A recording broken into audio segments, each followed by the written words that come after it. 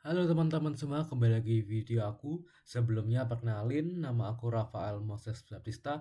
Aku adalah seorang mahasiswa Prodi Teknologi Rekayasa Otomasi dari Universitas Diponegoro angkatan 2025 dengan 3 digit terakhir 005.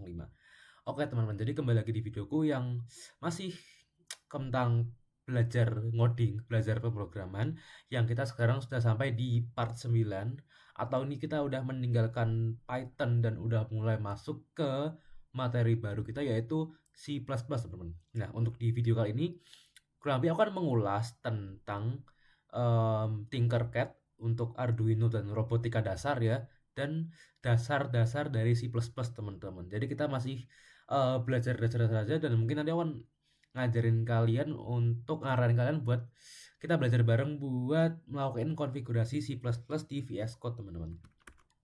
Oh ya, di video kemarin kan aku udah bahas tentang project Python yang tentang add flashcard itu. Nah, itu kan Python kan. Sekarang kita udah meninggalkan Python ya, teman-teman. Kita udah masuk ke materi baru, yaitu C++, teman-teman. Ya, ini untuk alur pembelajaran video kita hari ini. Yang pertama ada robotika dasar dengan Tinkercad ya, yang udah aku bilangin. Kita pakai website Tinkercad. Kemudian ada logika dan contoh program.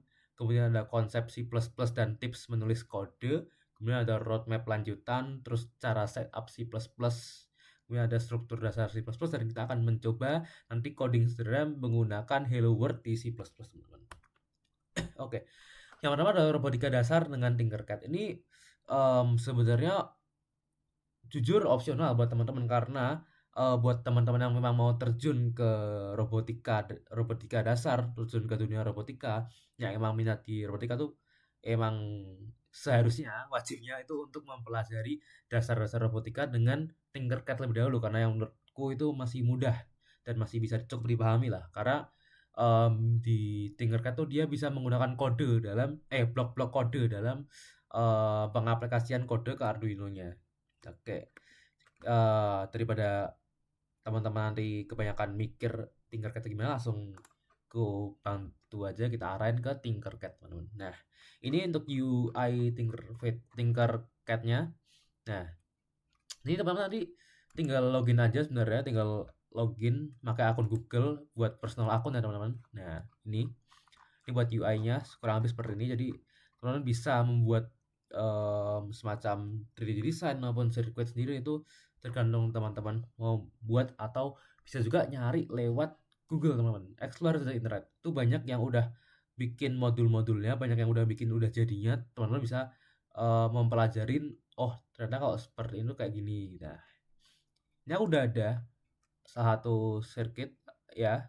Ini pakai push button dan lampu LED. Jadi ini nanti ini juga ada blok kode di kanan sini ya, itu blok kode supaya ketika push buttonnya ini diklik, maka nanti lampu LED akan nyala, teman-teman.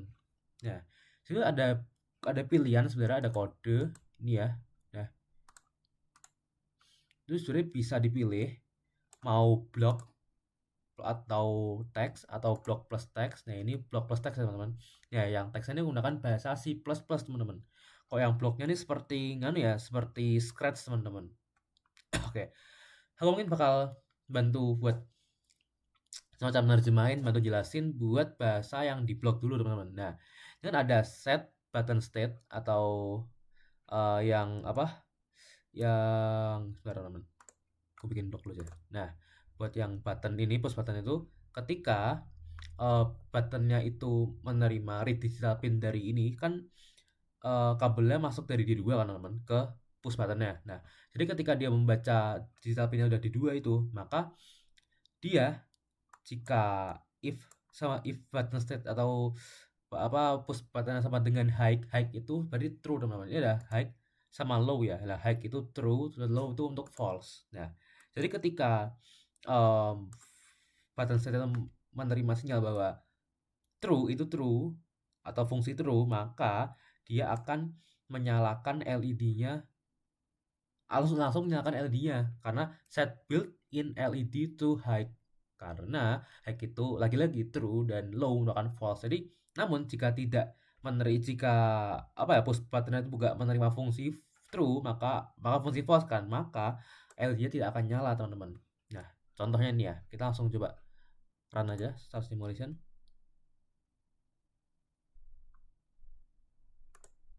Nah tuh nyala teman-teman, nyala ya, apa LED-nya nyala. Nah itu untuk yang dari bloknya teman-teman. Tapi untuk yang dari teks atau coding C++ nya itu seperti ini.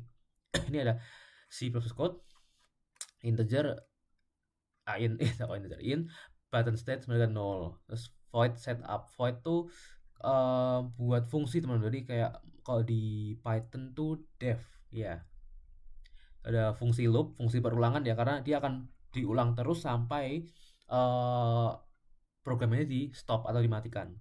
Nah, jadi ketika button state sama dengan digital read 2, dia ketika membaca ada sinyal dari angka 2 seperti yang tadi kabel masuk dari terminal 2 itu. Nah, dia akan langsung membaca bahwa itu adalah sinyal true atau high sebenarnya true ya.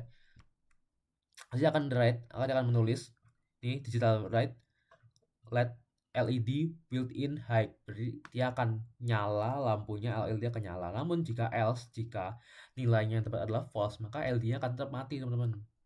Terus delay 10, berarti delay 10 detik itu tuh delay itu kok di Python itu semacam teman-teman, apa, time slip ya, time slip itu jadi mendelay ya, menslip ya selama 10 second. Setelah itu baru programnya akan diulang lagi. Nah, kurang lebih seperti itu teman-teman buat yang di Tinkercad ini. Jadi ini aku cuma ngajarin dasarnya aja, karena jujur aku juga masih belum terlalu mendalami buat ke Tinkercad ini, buat penggunaan Arduino, karena memang masih belum menemukan ketertarikan khusus di bidang robotik. Cuman mungkin kedepannya pasti akan ada perubahan ya, mungkin memperdalam robotik dari Arduino juga. Tapi ya itu masih kedepannya lagi teman-teman. Ini karena aku masih ngajarin teman-teman semua, kita belajar bareng buat kita nyoba-nyoba dasarnya dulu. Oke. Berikutnya adalah pemahaman logika dari sebuah kode C++ dan contoh programnya. Kita bisa melalui website Blockly teman-teman. Langsung aja kita cari ya, Blockly. Kok Blockly Games, sebentar.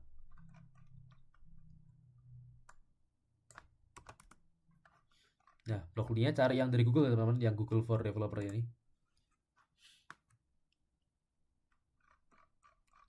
Nah, ini langsung ada contohnya nih teman-teman. Nah, ada set count, ini yang versi bloknya teman-teman, kayak versi scratch-nya ya. Ini juga ada warna-warna masing-masing blok itu. Warna ungu dia mencerminkan logik, terus hijau mencerminkan fungsi loop, warna biru mencerminkan fungsi matematika atau perhitungan. Nah, yang di kanan ini ada untuk bahasanya ya, terus yang kirinya ada untuk bloknya. Ini ada set count to 1, artinya dia mengsetting atau ya mengubah hitungan countnya itu menjadi angka 1 atau dimulai dari 1 teman-teman. Terus dia akan nge-repeat terus, dia akan melakukan fungsi loop berulang-ulang terus selama countnya itu kurang atau sama dengan 3. Tapi kalau udah lebih dari 3, maka sebentar, kalau misalkan dia kan melakukan fungsi perulangan. Nah, ketika countnya itu masih kurang atau sama dengan 3 itu, maka dia akan meng-print hello world. Nah, terus dia setelah dia meng-print hello world, dia akan meng-set tambahan countnya menjadi 1. Jadi awalnya 1 terus jadi plus 1 itu setelah hello world pertama. Setelah hello world kedua dia akan plus 1 lagi. Nah, seperti itu teman-teman. Nah, ini untuk fungsi di ini yang kanan ini. Sebentar, kita close dulu. Oke. Ada var count, terus count sama dengan 1 ya, ini ya, set count to 1, terus while atau fungsi perulangan, fungsi loop ya, countnya itu kurang atau sama dengan 3, maka dia akan mengprint window red hello world. Setelah print hello world, dia akan countnya akan menambahkan 1 ke dalam countnya itu teman-teman. Oke, kita kembali lagi ke PPT, dan berikutnya adalah konsep dasar dari C++ teman-teman. Jadi sebenarnya untuk C++ sendiri itu tuh dia itu berawal dari sebuah masalah yang harus dipecahkan atau ingin dipecahkan. Yang berawal dari sebuah masalah, dia memecah menjadi beberapa algoritma atau berbagai cara atau langkah-langkah ya. Jadi awalnya masalah, terus jadi ada langkah-langkahnya, langkah-langkah penyelesaian masalahnya, dan dari langkah-langkah penyelesaian masalah itu yang dasarnya basicnya itu menggunakan logika berpikir. Nah, dia akan melahirkan sebuah kode yang nanti kode ini merupakan semacam bahasa pemrograman ya. Bahasa kode merupakan bahasa pemrograman. Jadi algoritma itu sebenarnya masih bahasa manusia teman-teman, karena dia merupakan langkah-langkah penyelesaian. Kemudian bagaimana kita itu merubah bahasa kita ini yang ada langkah-langkah penyelesaian ini menjadi kita mentranslatekan atau kita menerjemahkan ke dalam bahasa pemrograman supaya bisa dipahami oleh komputer maupun mesin sehingga kode atau program itu bisa dijalankan. Itu merupakan konsep dasar atau konsep basic berpikir, konsep logika dari C++, teman-teman. Oke, berikutnya adalah konsepnya lagi. Nah, jadi kan ada 1, 2, 3. Nah, setiap bertambahnya angka itu dia kotak kodenya semakin banyak, yang dimana berarti setiap kali kan kita kan menyelesaikan sebuah masalah. Nah, menyelesaikan masalah itu menggunakan kode-kode.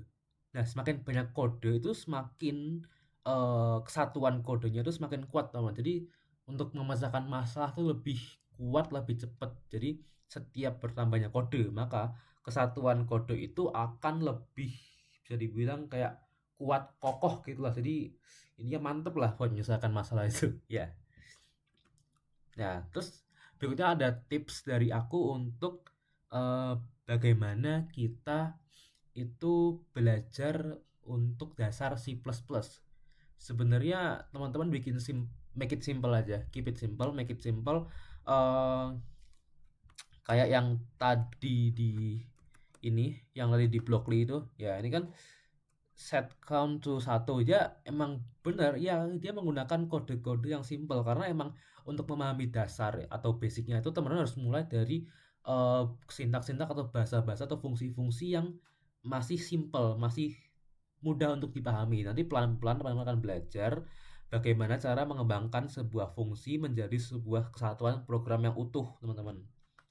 Jadi bukan simple itu bukan kita menyingkat-nyingkat sebuah program, sebuah kode gitu, bukan, teman. Intinya kita belajar mulai dari dasar aja, mulai dari fungsi-fungsi yang simple-simple aja, nggak usah yang terlalu rumit, nggak usah yang terlalu kompleks, tuh nggak usah. Karena itulah kunci dari belajar pemrograman. Teman-teman belajar dari dasar dulu, dan juga teman-teman jangan malu untuk searching di internet, karena sekarang itu dunia itu sangat terbuka luas teman-teman dari internet. Jadi teman-teman nggak perlu malu buat aduh aku malu nyari ke internet ntar dikira ketok kayak apa, kelihatan kayak orang nggak bisa, tuh nggak perlu, teman. Karena emang sekarang itu kita harus, kalau kita memang mau berkembang, kita mau belajar itu kita harus mencari di internet. Misal tutorial cara cara pemrograman basic C++ atau gimana, itu kita bisa cari di internet, dan itu kebanyakan most of all itu ada semua, teman-teman. Oke, lanjut lagi ke PPT-nya, teman-teman. Setelah tipsnya itu ada roadmap lanjutan dari pemrograman. Ya, itu kan sebenarnya dari awal belajar kita semua paham bahwa bahasa-bahasa sintaks-sintaks atau ini kan sebuah bahasa, teman-teman. C++, Java, terus Python itu kan sebuah bahasa yang mana sebuah sintaks itu sebenarnya sama aja. Cuman mereka berasal dari logika yang sama, teman-teman. Mereka berasal dari logika yang sama, cuman dia perkembangannya itu berbeda-beda. Cuman kalau berdasarkan fungsinya atau dasar fundamentalnya itu sebenarnya mereka semua bertujuannya sama. Ya, ini kita memahami mempunyai masalah, kita memahami logika berpikirnya, kita memahami bagaimana cara menyelesaikan masalahnya, kemudian kita ubah itu menjadi sebuah bahasa pemrograman, teman-teman. Ini ada PHP, C++, Java, back-end web development, ada mobile apps. Itu merupakan apa ya, semacam roadmap dari yang awalnya cuma kode, terus ujungnya jadi mobile apps, jadi website, jadi database, jadi sistem administrasi. Itu yang sebenarnya berawal itu dari sebuah bahasa pemrograman, teman-teman. Robotics kan juga awalnya itu dari sebuah codingan, sebuah bahasa pemrograman, tapi bisa berakhir sampai ke robotics.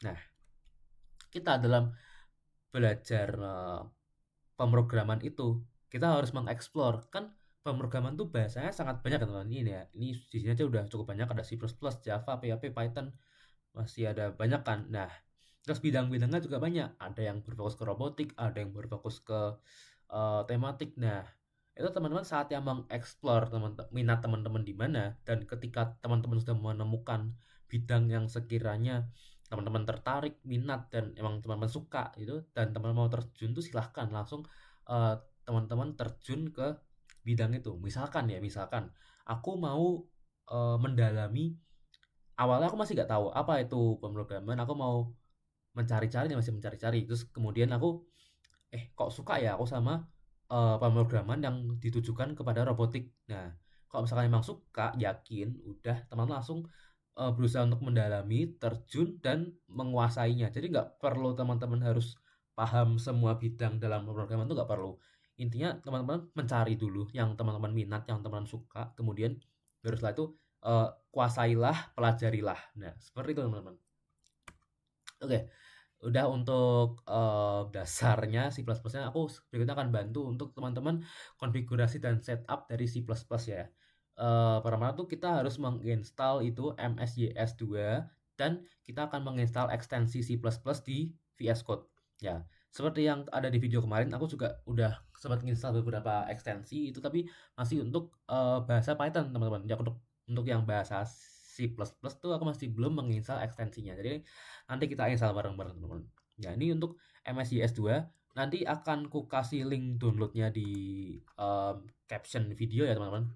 Untuk yang ini, nah ini, nah teman-teman tinggal download dari sini, dari website, lalu cari Google MSJS2, langsung download installer. Aku sudah nge-install sini. Nah, kita dulu teman, kita install dulu.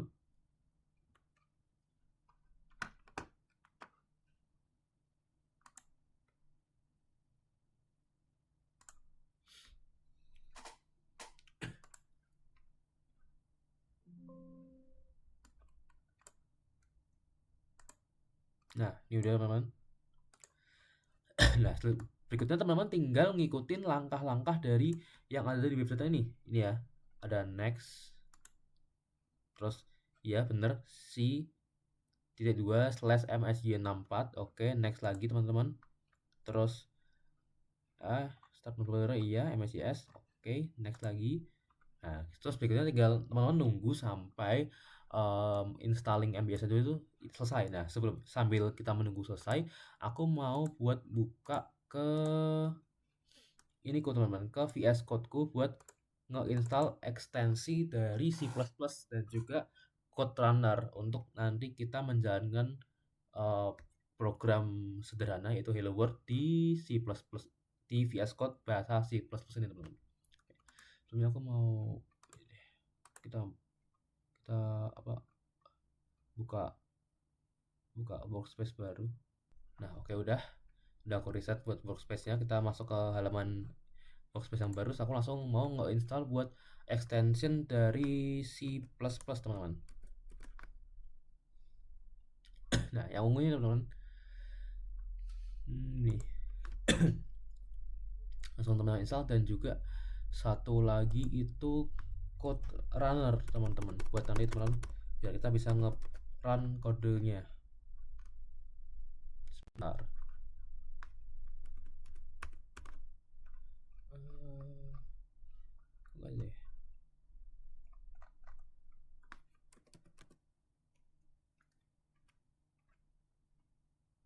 Nah, ini Code Runner nih teman-teman.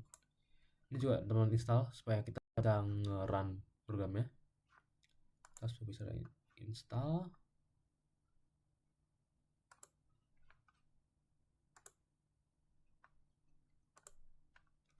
Yang C++ di dahulu ya.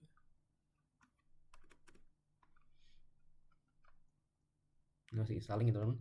Selagi kita nunggu ini juga setup finish nge-install ini ya, MSJS2 nya, kita tunggu dulu teman-teman.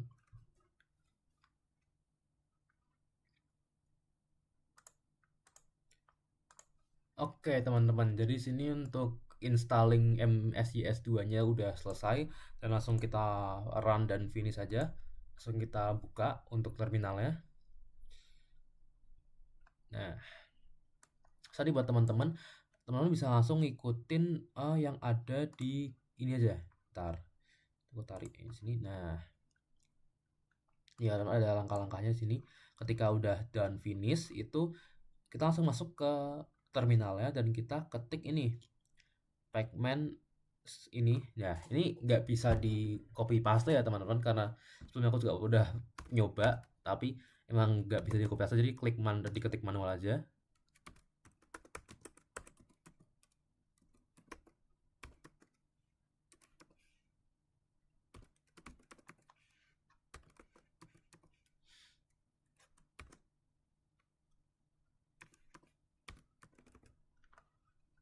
Oke, setelah itu kita enter.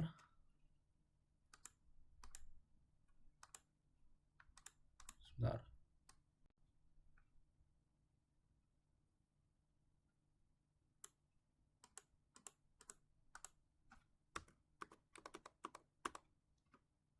Nah, ini terus kita langsung klik Y, kita ketik Y buat kita ngeinstall dari pacman-nya ini. Kita tunggu aja sampai semuanya selesai teman-teman. Oke teman-teman, ini sudah selesai buat install yang pacman pertamanya. Nah, setelah itu kalau di sini kan langsung disuruh kita ngecek buat versi GCC-nya ya teman-teman, tapi sebenarnya itu kita masih harus nge-install lagi teman-teman. Nah, kita tambahin lagi ini, teman langsung cari aja ini using GCC with min GW ya teman. Teman bisa cari itu aja di Google nanti.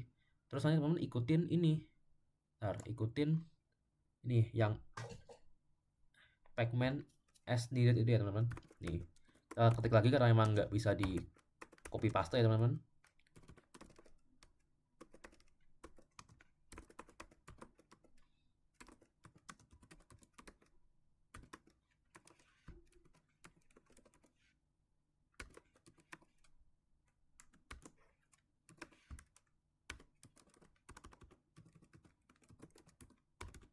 Kalau udah ketik langsung teman klik enter, terus tunggu dulu sampai dia mulai proses installnya.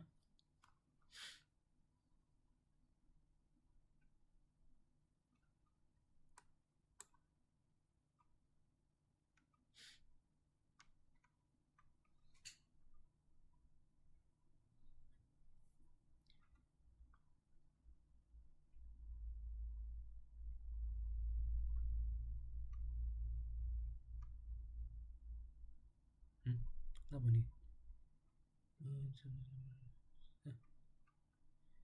Is needed base level min GW Win4.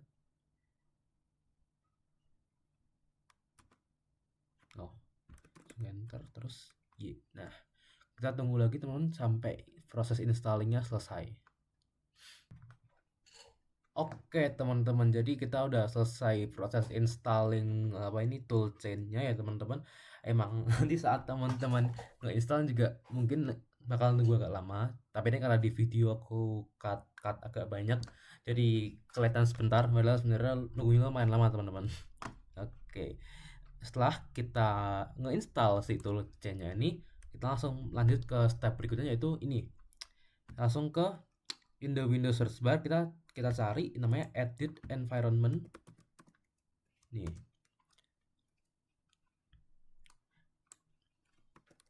Sekarang edit environment variable.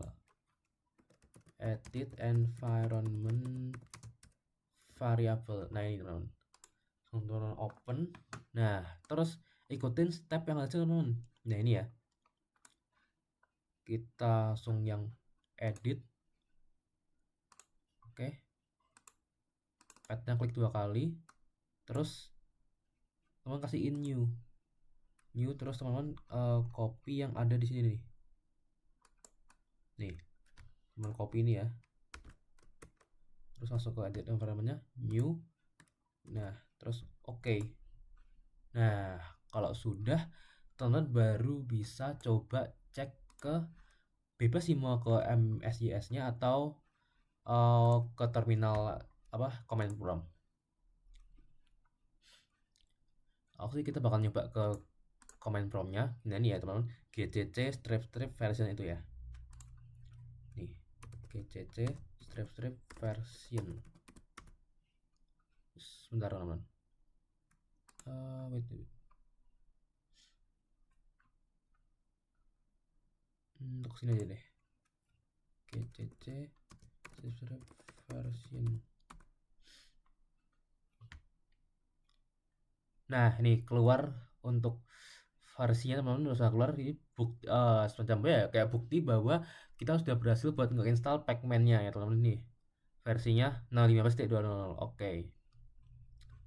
Nah, oke, berarti kalau udah berikutnya kita udah set up dan kita bisa lanjut ke PPT lagi ya, dimana kita akan belajar tentang struktur dasar C++. Nah,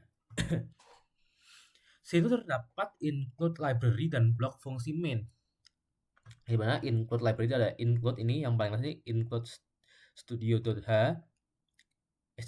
terus yang bagian fungsi mainnya itu merupakan yang ada bahasanya, ada bahasa sintaksnya, itulah ada in main, ada printf hello world, ada return 0. Nah, terus ini kan merupakan sebuah blok dari fungsi main, sedangkan untuk yang printf dan return itu merupakan sebuah statement teman-teman. Nah, berikutnya kita akan nyoba masuk ke VS Code yang kita udah install extension juga C++ dan Code Runner, dan kita juga udah pasang Pacman-nya. Langsung kita nyoba pakai library iostream dan juga menggunakan cout. Nah, sebelumnya apa sih library iostream itu? Aku langsung jelasin di sini aja ketimbang aku nanti jelasin di UI VS Code langsung. Ya, jadi library iostream intinya dia terdapat fungsi input dan output teman-teman. Jadi emang buat program Hello World ini emang cocoknya pakai iostream. Nah, so kita coba aja ya teman-teman. Ini udah ini extensinya udah keinstall juga. Sini Code Runner juga udah keinstall. Oke. Langsung kita buka file baru. Bentar. Open folder. Kita nyoba folder random aja. Ini C++ folder. Nah, kita cek lagi extensionnya apakah udah keinstall. Oke, udah aman teman-teman. Kita tambah file aja hello dunia.cpp. Nah, C++ kalau yang kemarin Python kan .py ya teman-teman, terus kalau teks itu .txt. Nah, kalau C++ itu menggunakan namanya extension itu .cpp ya teman-teman. Oke, kita langsung ngetik aja di sini, ada yang ini hello world ini teman-teman. Langsung itu include iostream. Salah teman-teman. Include iostream. Terus lagi. Nah, ini sebenarnya teman-teman bisa langsung ketik aja ya. Kalau misalnya memang ada unsur rekomendasi seperti ini, bisa langsung aja klik tab, tapi kita bakal coba klik dulu aja.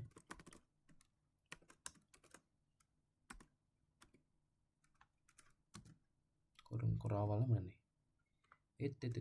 Mana nih kurung awalnya? Yaudah, kita lihat aja. Kurung awal di keyboardnya gak ada teman-teman. Oke, langsung kita baca. Setelah hello dunia kita ganti menjadi halo Bandung. Oke, nah ini udah ada include iostream buat nge-include library iostream yang dimana dia udah bilang bahwa isinya itu fungsi input dan output teman-teman. Ada in main, terus ini std. Nah, sebenarnya penggunaan std di setiapnya itu sebenarnya bisa kita bikin simple, kita bikin efektif itu dengan cara Nanti aku bakal tunjukin, tapi sebentar kita run dulu. Nah, run itu sini teman-teman, yang run code ini. Sebentar. Oke teman-teman, udah balik lagi di interface dari VS Code-nya. Sebelumnya maaf tadi aku agak cut videonya karena tadi ada error di bagian terminalnya, yang dimana key plus-plusnya itu nggak ke detect ya. Tapi sekarang udah aku benerin dan aku udah ngetik lagi kodenya dan udah kurang dan udah bisa. Jadi ini udah, bentar aku save dulu. Nah, udah. Nah, kita langsung masuk ke kodenya. Ini langsung ku coba run lagi ya teman-teman, biar sekalian bisa ngelihat kodenya jalan gimana. Nah, ini udah outputnya di terminal udah halo halo Bandung ya. Ini untuk include IOStream tadi udah aku tekanin juga bahwa IOStream itu merupakan library yang isinya itu fungsi-fungsi output sama input. Jadi kalau misalkan mau nyoba kode hello world itu cocoknya pakai IOStream. Sebenarnya ada juga library-library lain yang bisa teman-teman explore, entah itu library pihak ketiga ataupun library bawaan dari C++-nya. Tapi buat ini aku lebih prefer buat pakai IOStream karena lebih simple juga. Nah, terus di sini ada std. Sebenarnya kan agak ribet ya teman-teman kalau misalkan mau ngetikin std di setiap ininya. Nah, aku punya alternatif ya, bisa juga pakai using namespace ini. Bentar. Nah, langsung kita baca. Nah, using namespace std ini tuh buat mempermudah teman-teman, efisiensi juga, biar nggak di setiap output, nggak di setiap nggak di setiap sintaks, nggak di setiap perintah, nggak di setiap main argumen itu nggak perlu kita teman-teman masukin std-nya. Ini ya. Bentar, dari ke PPT sebentar. Nah, kan ada std ya teman-teman. Nah, itu tuh di bagian statement itu tuh nggak perlu teman-teman tambahin terus-terusan std-nya. Makanya tinggal using namespace std ini buat nanti line ke bawah pun 100 line ke bawah pun teman-teman nggak perlu nambahin buat std-nya. Ini kita langsung hapus saja std-nya. Sebentar. Nah, kita coba run lagi.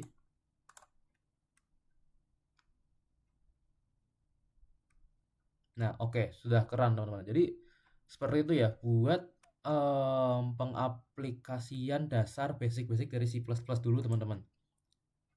Ya, jadi kita udah mengulas banyak dan aku juga udah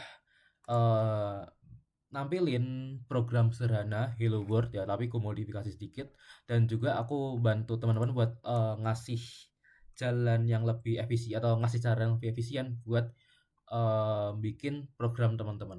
Oke, jadi itu teman-teman buat video kali ini. Mungkin bakal lanjut ke video berikutnya, yang itu part 10, yang dimana aku bakal bahas lebih lanjut lagi mengenai C++. Mungkin di video ke depan lebih banyak teori-teorinya ya. Jadi oke, stay tune aja teman-teman. Dadah.